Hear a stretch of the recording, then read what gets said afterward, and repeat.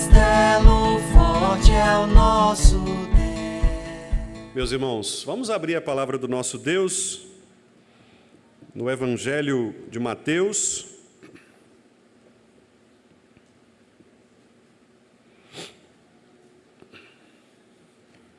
capítulo 6, verso 9. Nós vamos continuar, meus irmãos, expondo a oração do Senhor, o Pai Nosso. É o nosso objetivo neste ano de 24, tratarmos agora desta série, desta pequena série. Ano passado, nós tratamos dos 10 mandamentos, e este ano vamos começar esta nova série. Já fizemos alguns sermões introdutórios, esta série no chamado Pai Nosso, a oração do nosso Senhor. Que Deus nos dê graça para que possamos aprender cada vez mais o ensino de Jesus Cristo por meio desta oração modelo, desta oração padrão de todos os crentes em Cristo. Eu gostaria de ler com os irmãos, então, o versículo 9. Todos juntos, em uma só voz, Mateus 6, 9. Leiamos. Portanto, vós orareis assim: Pai nosso que estás nos céus, santificado seja o teu nome. Vamos orar, meus irmãos. Pai nosso que estás nos céus, santificado seja o teu nome. Que a tua palavra seja glorificada e honrada nesta noite, ó Deus, por meio da exposição, por meio da recepção de tua palavra em nossos corações. Que o Senhor nos abençoe e abra os nossos entendimentos, para que compreendamos mais e melhor a boa palavra do Senhor. Em nome de Jesus nós oramos agradecidos. Amém. Meus amados irmãos, ser chamado filho de Deus não é uma exclusividade dos cristãos. Na época em que Jesus Cristo ensinou esta oração, havia muitas culturas pagãs que também utilizavam a expressão filho de Deus. Isto porque aqueles irmãos da época, bem como nós hoje também, viviam numa cultura bastante carregada de deuses. Desde o Antigo Testamento, os irmãos se lembram que havia muitos deuses nas nações pagãs. A nação do Egito, por exemplo, adorava deuses que eram os astros. Os gregos adoravam vários deuses que eram alguns, inclusive, junções de humanos e deuses. Há, inclusive, algumas narrativas muito interessantes na história e na mitologia de vários deuses romanos, gregos. Alguns nós conhecemos por causa das histórias que nos são contadas. Há, por exemplo, a história de Ovídio, um escritor romano, que fala a respeito de um casal que recebeu na sua casa um deus.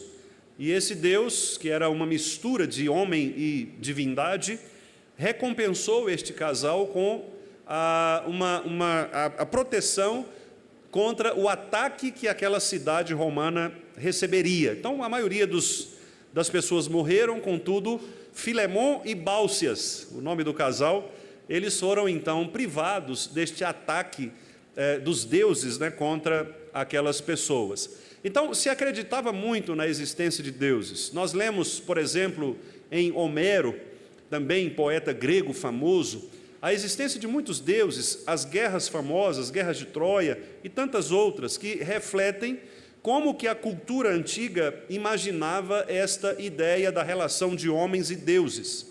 Isso não é muito diferente da nossa época, muito embora os nomes possam ser mudados, mas as pessoas servem a deuses tanto nominais quanto deuses também criados no seu coração, e muitas delas se consideram filhos desses deuses. Hoje mesmo eu li uma notícia, pensando alguns elementos para esse sermão, a respeito, o jornal da BBC dizia que há um preconceito muito grande relacionado à figura de Exu.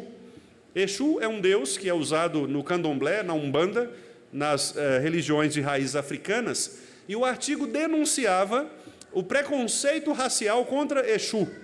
Então, as pessoas diziam que nós brasileiros temos preconceitos para com esta religião, simplesmente pelo fato de que Exu é preto. Exu é uma figura ligada à África. E o artigo clamava um respeito maior da comunidade brasileira por esta entidade, por este Deus, né? E ali o historiador, que é também um cientista da religião, dizia o seguinte, que Exu é um Deus da festa, Exu é o Deus do carnaval, Exu é o Deus da alegria. Então nós brasileiros que somos alegres, somos festivos, deveríamos inclusive usá-lo, né, cultuá-lo, reverenciá-lo e nos tornarmos filhos de Exu.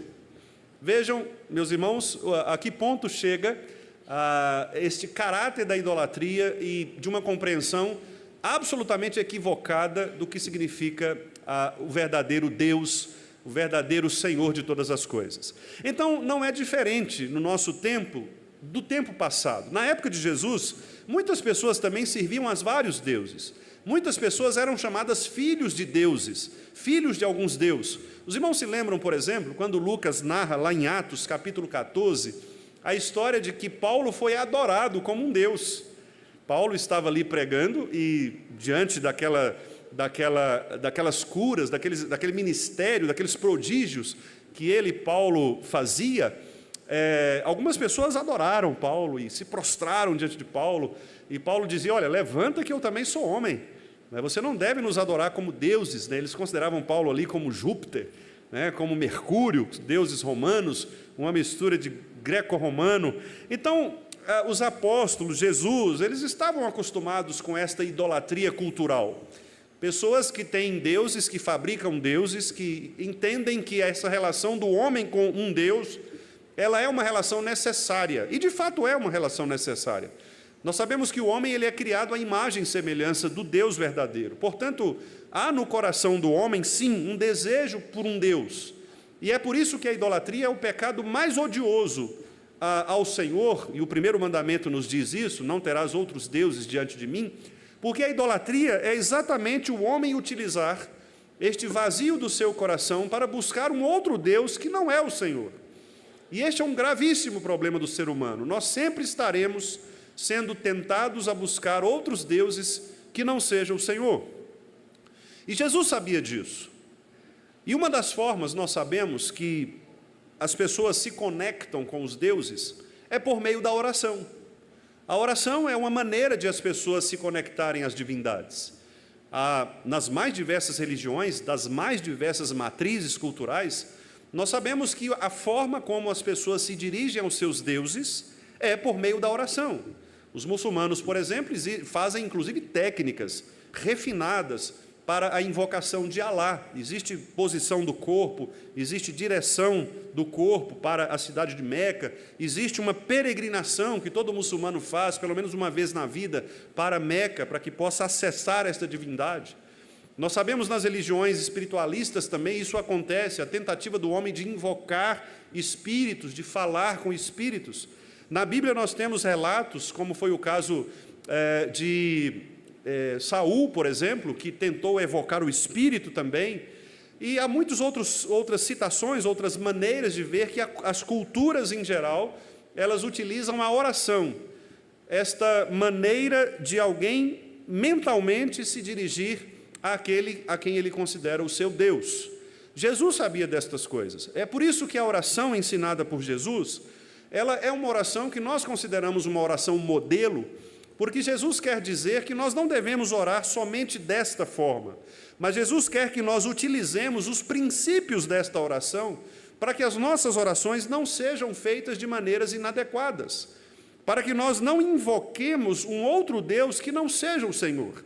E é por isso que o nosso Jesus Cristo, então, o nosso Senhor, ele nos ensina algumas palavras-chave aqui nesta oração que apontam para o modo como o crente deve se referir a Deus, o seu Pai. Orar, portanto, meus irmãos, não é apenas uma necessidade do nosso coração, mas é também um aprendizado, é também uma relação didática, pedagógica com o nosso Deus. Orar é nos colocar diante do Senhor do modo como Ele mesmo quer que nós nos coloquemos. Muitas vezes, meus amados irmãos, nós entendemos que este campo da religião, por ser um campo muito abstrato, ele muitas vezes nos permite agir de acordo com as nossas intuições, com as nossas sensibilidades. E por isso, muitas pessoas chegam a confundir, dizendo, não importa o modo como você fala, não importa qual é a sua oração, não importa para quem você ora, o importante é ter fé, o importante é estar conectado com Deus. Estas palavras, estas frases, elas são vazias de sentido, porque a nossa fé não é uma fé irracional, ela não é uma fé simplesmente de sensações, de intuições. A fé cristã é uma fé objetiva, é uma fé que se fundamenta em princípios que são aplicados, ensinados ao povo de Deus. E a oração é um desses princípios. A oração não é simplesmente uma intuição vazia, não é simplesmente a direção da mente a algo que é superior, não é a busca de uma energia espiritual, não é uma conexão com um ser de outro mundo, de outro ambiente, de outro universo. Não, a oração cristã é uma conversa entre o Filho e o Pai, e isto feito de maneira objetiva. De fato, nós não estamos pensando aqui numa energia, numa divindade, nós estamos pensando num Pai, que é uma pessoa para quem nós podemos dirigir as nossas palavras, palavras que são palavras inteligíveis, palavras que são palavras da nossa própria língua, palavras que são expressões do nosso pensamento, do nosso coração. A oração, portanto, não é uma coisa ligada ao misticismo religioso brasileiro, não é uma forma intuitiva de nós manifestarmos aspectos da nossa mente, sonhos, projetos, nada disso. É uma conversa, é uma entrega sincera, objetiva, clara, a um Pai que está nos ouvindo. É como se nós conversássemos com pessoas reais. Quando você conversa com outra pessoa, eu converso com o irmão Tiago, troco ideia com ele, dialogo com ele, é a mesma coisa. Nós estamos diante de Deus, o nosso Pai, diante de quem nós devemos expressar os nossos desejos do nosso coração. E o nosso Pai, que nos entende, o nosso Pai, que nos conhece, Ele nos responderá, Ele nos atenderá, Ele ouvirá as nossas orações. Por isso, Jesus Cristo, Ele resolveu, nesta conversa com os seus discípulos, ensinar-lhes a orar. E nós já vimos nas mensagens anteriores que Jesus queria dizer para eles que a oração não é algo que é feito como um mérito religioso. Nós falamos na mensagem introdutória que a oração não pode ser considerada pelos crentes como algo que mede o grau de espiritualidade de alguém, não é? Porque, infelizmente, às vezes, nós, movidos pelo nosso individualismo, pelo nosso narcisismo, pelo nosso desejo de querer ser mais crente do que o outro, nós elegemos certas características, para que possamos dizer, eu sou mais crente do que fulano. E Jesus está dizendo, não façam isso. No versículo 1 do capítulo 6, que nós já analisamos, ele disse, guardem de exercer a justiça diante dos homens, porque não é a justiça de vocês, não é mérito.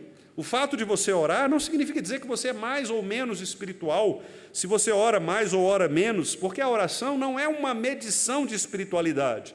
A oração é um meio de graça, a oração é uma maneira de você conversar com o seu Pai.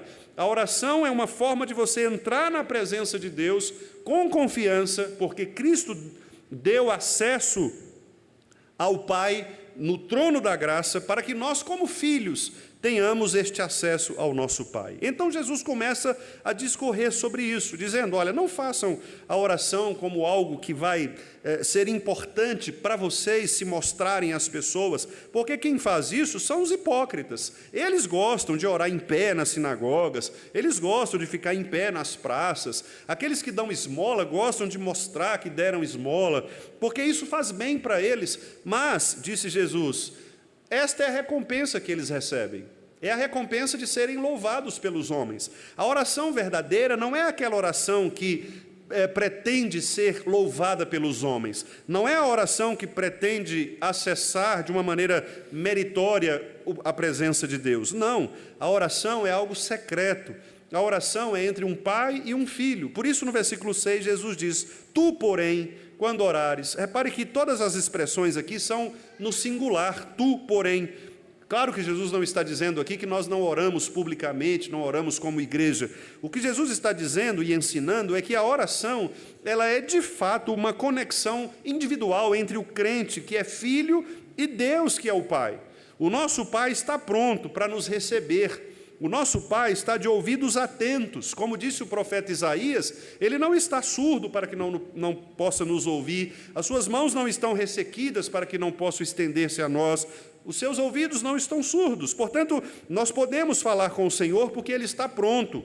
E por isso, inclusive, Jesus diz no versículo 7, vocês não precisam ficar usando de vãs repetições, de rezas, de mantras, de ladainhas, como fazem algumas religiões, porque Deus não nos atenderá pelo fato de que nós, se ficarmos repetindo, muito falar, presumindo que falar muito vai trazer a Deus algum tipo de sensibilidade a nosso favor. Não, nós não devemos nos assemelhar a estas pessoas. Nós devemos ter uma conversa sincera com Deus. Devemos apresentar a Deus os nossos desejos mais profundos, de uma maneira clara. Deus conhece quem nós somos, sabe do que nós precisamos, então não precisa nós criarmos nenhum tipo de embaraço na nossa oração. Inclusive, meus amados irmãos, uma situação muito interessante às vezes, nós somos tentados a isto e obviamente eu não quero com isso julgar, né, nenhum de nós, mas às vezes nós temos a tendência de até mesmo modificar as nossas orações, modificar as palavras que usamos, o tom de voz, de acordo com o ambiente onde nós estamos, né? Às vezes, por exemplo, nós vamos orar na igreja, então a gente cria uma outra forma, né, de expressão, que não é muitas vezes aquela expressão que nós usamos quando estamos a sós com Deus. E Jesus ensina que a intimidade com o Senhor, ela é tão grande, ela deve ser tão profunda, que as nossas orações, elas devem ser naturais. O que eu estou chamando aqui de oração natural? É o falar com Deus como nós falamos todo o tempo. Nos dirigir a Deus, que é o nosso Pai, que é o nosso Senhor, que é o nosso pastor. Então, isso, é claro, é um exercício que nós precisamos fazer para revelar a intimidade do nosso coração. Hoje nós lemos aqui pela manhã o Salmo 25, verso 14, em que o salmista diz que a intimidade do Senhor é para os que o temem. E Deus revela a estes a sua aliança. Portanto, aqueles que são íntimos do Senhor, eles podem entrar na presença de Deus. Isso acontece conosco. Quando nós somos íntimos de uma pessoa, você não precisa marcar horários, você não precisa de cerimônias, você simplesmente chega, às vezes entra na casa da pessoa, vai entrando, fulano, estou entrando. Com Deus é assim também, muito embora Deus não seja uma pessoa em que nós devemos considerá-lo como, antigamente, né, numa expressão da Xuxa, né, ela usava dizendo, o cara lá de cima, né? Obviamente não é isso. Deus, nós devemos a Ele todo o respeito, toda a honra, toda a reverência. Deus não é aquela pessoa que você puxa uma cadeira e pede para Ele se assentar, né? Ele é o Deus de todo o universo. Então, obviamente, há uma reverência quando estamos na presença dEle. É preciso bater na porta para entrar na presença de Deus, como se bate na porta de qualquer autoridade quando você vai adentrar a sala. Mas o que eu quero dizer é que Deus não vai impedir a nossa entrada, porque a nossa entrada ela já está garantida pela mediação de Jesus Cristo, nosso Senhor. Então, orar é derramar diante de Deus, é expressar com palavras inteligíveis, é declarar a Deus os nossos anseios, os nossos desejos, os nossos problemas, a nossa angústia, é trazer ao Senhor aquilo que de fato tem movido o nosso coração, é agradecer ao Senhor pelas bênçãos, é conversar com o Senhor. Mas não é uma conversa, como disse Gilberto Gil, uma conversa subjetiva, né? Gilberto Gil, naquela famosa música, quando ele diz, se quiser falar com Deus, não é? Você tem que aumentar a voz, não é? Você tem que ter pensamentos positivos, você tem que fazer isso ou aquilo. Não, não é nada dessas coisas. Falar com Deus é quando você está na presença do Pai conscientemente, sabendo que Ele está diante de você e Ele vai ouvir a sua oração. É uma pessoa que está ali com você, para quem você pode expressar, descarregar todos os seus sentimentos. Mas, meus irmãos, nós vimos também que Jesus, ao dizer, portanto, vós orareis assim, Jesus nos disse que nós temos acesso à presença de Deus de uma maneira diferenciada, como eu acabei também de já lhes lembrar. Deus é o nosso Pai, E como pai, Deus nos recebe como filhos. E os filhos, como nós acabamos de ler nos textos que lemos aqui ao longo da liturgia, os irmãos vão se lembrar, todos os 3 textos que nós lemos trazem essa expressão da filiação. Os filhos, como disse Paulo lá em Gálatas, o último texto que nós lemos, são também herdeiros. E o herdeiro é aquele que recebe do pai tudo o que é de direito. Um herdeiro, o pai deixa para o seu filho uma herança, que é um presente, que não é algo que o filho conquistou, não é um esforço do filho. Aliás, a gente pode se lembrar daquele episódio, quando o jovem disse para Jesus assim, o que é que eu preciso fazer para ser salvo? Né? E a pergunta era estranha, porque, obviamente, nós não podemos fazer nada para ser salvo, né? Eu não posso fazer nada para entrar no céu. E Jesus, então, corrige, dizendo, olha, não é isso, né? E conta ali a história do bom samaritano, para mostrar que, na verdade, ele precisava ser alcançado, né? Aquela pessoa precisava ser alcançada pela graça do Senhor, se ela quisesse entrar no céu. Não é uma questão de fazer, você não faz algo para ser salvo, não é assim? Você não faz algo para ser salvo, você é salvo pela graça. Então, Jesus Cristo, nosso Senhor, Ele nos salvou, e ao nos salvar, pela sua morte, Ele nos deu, meus irmãos, este presente, que é a herança. Nós recebemos de Deus, o nosso Pai, a herança. E a herança que nós recebemos pela adoção, ela traz consigo muitos benefícios. São muitos benefícios. A herança que nós recebemos é grandiosa. Não somente a vida eterna, que é, obviamente, a maior de todas as bênçãos, o maior de todos os benefícios, que é passar da morte para a vida, mas benefícios também neste mundo. Nós também somos agraciados por Deus neste mundo. Nós passamos a ser chamados filhos de Deus, como lemos aqui em 1 João 3. E ao sermos chamados filhos de Deus, Deus nos concede, como vimos hoje pela manhã, o fruto do Espírito, começando pelo amor. Nós recebemos o amor de Deus. E qual é o amor? O fato de ter Cristo morrido por nós, sendo nós ainda pecadores. E Paulo diz que este amor nos constrange, exatamente pelo fato de que nós não merecíamos nada, mas recebemos de graça. E se recebemos de graça, devemos dar de graça também, porque isso é o evangelho do Senhor Jesus Cristo. Nós, portanto, irmãos, somos filhos que recebem dos pais, ou do Pai, a herança do reino da luz, a herança de vivermos uma vida não mais dominada pelo pecado, mas uma vida salva dos pecados. Portanto, o fato de nós sermos capazes de lutar contra o pecado nas nossas vidas é um benefício da herança que nós recebemos do Senhor. É o fato de nós recebermos graça para lutarmos contra o pecado do nosso coração. Quando você vence uma tentação no seu dia a dia, quando você se arrepende de algum pecado que você cometeu, você está fazendo isto porque você recebeu este benefício por causa da herança. Você não faria isto se você não tivesse sido acolhido como filho de Deus. Você jamais se arrependeria dos seus pecados se Deus não tivesse trazido você para a sua família, a família da aliança, a família da graça. Você só consegue se arrepender porque isto faz parte deste processo de benefícios que nós recebemos por causa da herança que nós recebemos por Deus em Cristo Jesus. E isto é maravilhoso, meus irmãos. E um destes benefícios é o acesso direto ao Pai. Acessarmos o Pai é um benefício que somente os filhos podem ter. E esta é a razão pela qual Jesus, o nosso Senhor, usa a expressão Pai. Porque Jesus poderia utilizar a expressão Deus, utilizar a expressão Senhor, utilizar a expressão Yahvé, qualquer uma das expressões que eram conhecidas do mundo antigo. Mas por que Jesus utilizou a expressão Pai? Porque Jesus quis mostrar que a oração, ela só é ouvida por Deus quando é feita pelo Filho. Pastor, mas então os ímpios quando oram não são ouvidos por Deus? Não, não são ouvidos por Deus. Os ímpios oram inutilmente. As orações dos ímpios são agressões a Deus. A única oração que Deus ouve é a oração do Filho. Os irmãos têm experiência disso. Nós passamos pelas ruas de Belo Horizonte e muitas pessoas às vezes nos pedem coisas quando passamos. Você não atende a todas as pessoas. Você não dá esmola para todas as pessoas.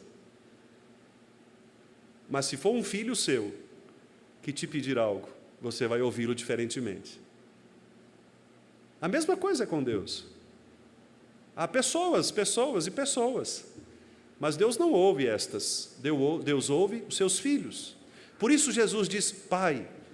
E esta é a maneira graciosa, amorosa, que nós devemos acessar, entrando na presença daquele que não é somente nosso Senhor, que não é somente nosso Salvador, mas é o nosso Pai. Portanto, Jesus, ele traz agora um aspecto de afetividade, de um relacionamento íntimo. E esta intimidade, meus amados irmãos, deve nos favorecer. Portanto, quando nós não oramos, quando nós deixamos de orar, quando a nossa oração ela é enfraquecida, nós estamos, na verdade, perdendo o grande privilégio da herança que nos é dada. É como aquele filho que tem tudo à disposição da parte do seu pai, mas ele simplesmente não quer acessar. Ele prefere viver, como disse C.S. Lewis certa vez, na periferia, quando, na verdade, existe um banquete preparado para ele. C.S. Lewis diz que para o crente há mansões que foram preparadas por Cristo, mas muitas vezes, por causa desta dureza do coração, nós queremos viver nas periferias, ao invés de habitarmos as mansões que são preparadas por nós. E ele dizia isso exatamente no aspecto de que Deus, ele nos dá benefícios que somente os filhos podem acessar.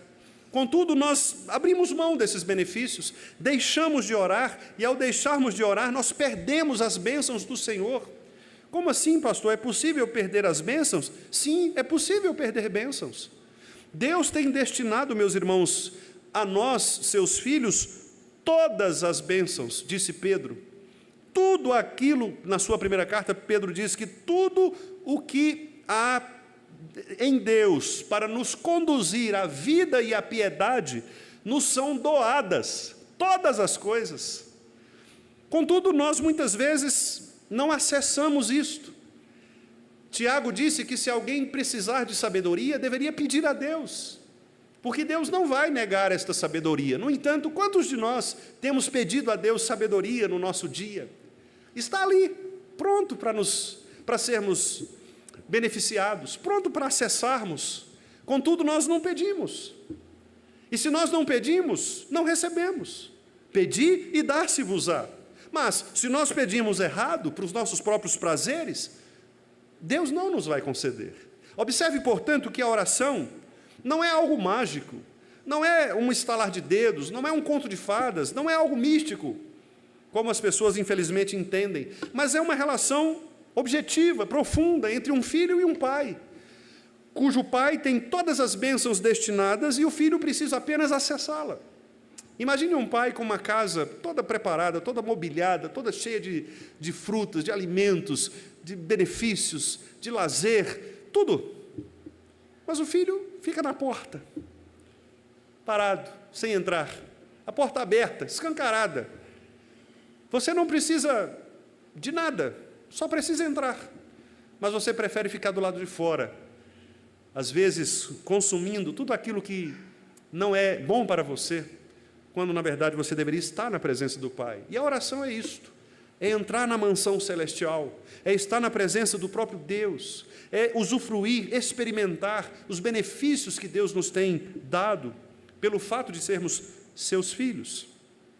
Portanto, meus amados irmãos, esta oração nos ensina que nós devemos ter a coragem, por isso o escritor aos Hebreus chama isso de ousadia, porque de fato é preciso ter coragem, não aquela coragem humana de, às vezes, derrotar inimigos para chegar a um lugar, mas a coragem aqui no sentido de que nós precisamos lutar contra o próprio desejo enganoso do nosso coração, porque o nosso desejo enganoso, meus irmãos, do nosso coração, vai sempre desejar nos afastar do Senhor. Nós somos movidos, irmãos, por um sentimento de autonomia. Nós não gostamos de ter deuses diante de nós, de sermos governados. Por isso nós temos tantos problemas relacionais, porque a gente se acha dono da situação sempre. Nós não gostamos de pessoas que nos deem ordens, de pessoas que nos governem. Nós não gostamos de ser liderados, nós gostamos de liderar. Queremos que as coisas sejam do nosso jeito. Então isso acontece também na nossa relação com Deus. Nós não temos a humildade necessária para entrarmos na presença de Deus e dizer: Senhor, eu não posso, eu sou impotente, eu sou incapaz. Há um autor norueguês chamado Ole Hallesby, que ele disse o seguinte, que oração e impotência são inseparáveis. O reverendo Augusto Nicodemos transformou essa frase numa frase mais popular, dizendo o seguinte: oração é para os fracos.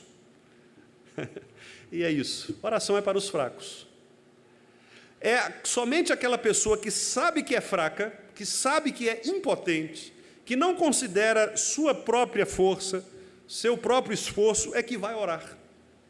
É aquela pessoa que sabe que ela não tem recursos. É aquela pessoa que entende que ela precisa receber do Pai os benefícios que estão guardados para ela. Oração e impotência, portanto, são inseparáveis, de fato. Aquela pessoa, e nós vimos isso nas orações do fariseu e do publicano, muito bem tipificadas ali por Jesus. O fariseu dizia de si para si mesmo, diz o texto, porque ele orava para ele. Tudo estava em torno dele. Obrigado, porque eu não sou como aquele miserável, eu, tal. O publicano não: Senhor, tem misericórdia de mim, eu sou pecador. E claramente Jesus disse: este voltou justificado para a sua casa, porque ele soube o papel da oração, que é a humilhação diante da presença de Deus, é o esvaziar-se de si mesmo, é considerar sua total impotência diante de situações normais da vida. E, meus irmãos, a oração não é somente naquelas situações em que as coisas estão indo de mal a pior, como infelizmente às vezes nós entendemos, não é? Às vezes alguns irmãos chegam e falam assim: pastor, fulano está mal, agora é só Deus mesmo, né? Mas antes também era Deus, né? Irmãos, nós precisamos orar porque a coisa está feia, né? Mas tínhamos que orar também quando a coisa estava bonita, né? Ou seja, a oração ela está em todo o tempo. A oração deve ser algo prazeroso de nossa parte, não só nos momentos difíceis, não só nos momentos de crise, de angústias, mas também nos momentos felizes, nos momentos de gratidão. Por isso, Paulo disse: orai sem cessar. Paulo não disse: orem somente nos momentos que as coisas estiverem ruins. Não, Paulo disse: orai sem cessar. O que significa isso? Que a oração ela não é apenas dedicada a momentos difíceis da vida, mas a oração é uma expressão diante de Deus, o nosso Pai. Você não conversa com o seu pai somente na situação difícil, né? Claro que alguns filhos fazem isso, só quando precisam de dinheiro, né? Aí liga para o pai e fala: pai, manda dinheiro aí, né? Alguns filhos fazem isso. Os filhos pródigos, aqueles que saem para gastar as fortunas, né, e depois tem que voltar pedindo perdão a Deus. Mas quando o filho ele é íntimo do pai, ele não conversa com o pai só nessas situações. Ele conversa com o pai em todas as situações. Ele conversa sobre tudo. Ele brinca com o pai, ele fala coisas alegres, fala coisas tristes, tudo. E é assim a vida cristã também. Nós temos o nosso Pai que está presente conosco e que quer nos ouvir. Quer que nós falemos com Ele. Foi Ele mesmo quem criou esta circunstância da oração. Não fomos nós. Não foi o ser humano que inventou a oração. Foi Deus. Foi Deus quem determinou que nós falássemos com Ele desta maneira. Portanto, meus irmãos, orar não é um benefício que Deus espera para Ele, mas a oração é um benefício dado a Deus para nós. É isto que significa aquela expressão do Catecismo Maior, da primeira pergunta, que é experimentar Deus para sempre, gozá-lo para sempre. Muitas vezes nós crentes focamos apenas na primeira parte, não é? Que é glorificar a Deus. Porque, obviamente, está certo, tudo deve ser para a glória de Deus. De fato, nós temos que fazer isso, glorificar, sempre. Mas nós não podemos esquecer da segunda parte da resposta. Glorificar a Deus e gozá-lo para sempre, experimentá-lo para sempre. Porque às vezes nós ficamos só na primeira parte e esquecemos que a glória de Deus, ela também se dá à medida em que nós experimentamos os benefícios de Deus para conosco, que somos seus filhos. Quanto mais íntimos de Deus nós somos, quanto mais amigos de Deus nós somos, quanto mais presentes na presença de Deus nós estamos, mais beneficiados nós seremos, mais nós seremos preenchidos e experimentaremos dessa gloriosa graça de Deus. É por isso, meus irmãos, que nós devemos buscar a presença do nosso Pai sempre, em todas as oportunidades. Essa semana, um colega pastor, num grupo de que faço parte, perguntou assim: irmãos, qual o argumento que nós poderíamos usar para que as pessoas se interessem mais pelo estudo bíblico semanal? Aí eu coloquei Salmo 119, 105. Lâmpada para os meus pés é a tua palavra e luz para o meu caminho. Que outro argumento poderia ter? Que justifica alguém... Veja, quem perde ao não participar dos momentos em que a palavra de Deus está sendo ensinada, está sendo pregada? Quem está perdendo? É Deus? Claro que não. Nós é que estamos perdendo. Nós é que estamos nos ausentando dos benefícios. Portanto, o mesmo acontece com a oração. Quem perde quando a igreja não ora? É Deus? Não, Deus não perde nada, Ele é perfeito. Nós é que perdemos. As bênçãos estão aqui, irmãos, escancaradas. A mesa do Senhor está posta diante de nós, farturas e farturas e farturas.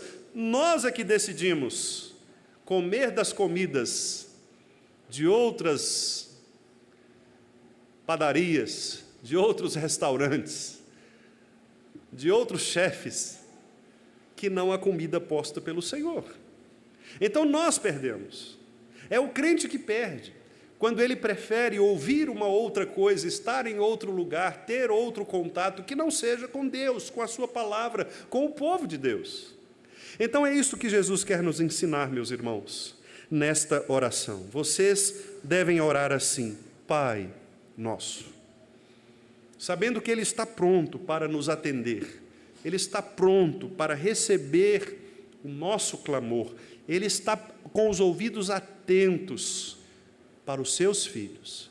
Você que é filho de Deus, portanto, não perca este privilégio, não perca, não deixe a correria da vida, não deixe, irmãos, as preocupações, não deixe, irmãos, o terreno prender o seu pé, como o Salmo 124, o passarinheiro que vai lá e laça o pezinho do passarinho e o prende. Não permita que as coisas deste mundo lacem o seu pé de maneira que você fique preso às coisas deste mundo. Liberte-se das coisas deste mundo. O Salmo 124 diz que veio o Redentor e cortou o laço, e agora nós estamos livres. Esta é a liberdade do Espírito, de que Paulo fala. A liberdade do Espírito é esta. Não é para as pessoas ficarem fazendo pirueta nas igrejas, né? Não, onde há o Espírito, aí tem liberdade. Então vamos pendurar na janela, vamos... Não. A liberdade é: eu posso entrar na presença do Pai em espírito. Esta é a liberdade. Nós somos livres. O ímpio não é. O ímpio é escravizado pelo pecado. Nós não. Nós temos liberdade no espírito para chegarmos a Deus e dizer: Pai, Abba, Pai, Pai, eu preciso de Ti, Senhor. Nós temos esta liberdade. E o nosso Pai, como disse Jesus aqui, que nos vê em secreto, nos recompensará. Que bênção, meus irmãos, que privilégio. Nós não podemos jogar fora, de maneira nenhuma, este privilégio que somente nós, os filhos, temos. Aquela mulher chegou, Jesus estava comendo, algumas migalhas caíram. E ela, comendo as migalhas, e ouviu dizer que não era justo tirar dos filhos para dar aos outros.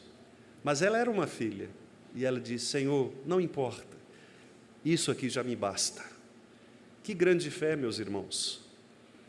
Nós precisamos desejar ardentemente o genuíno leite espiritual que brota do trono do Senhor, como diz Pedro.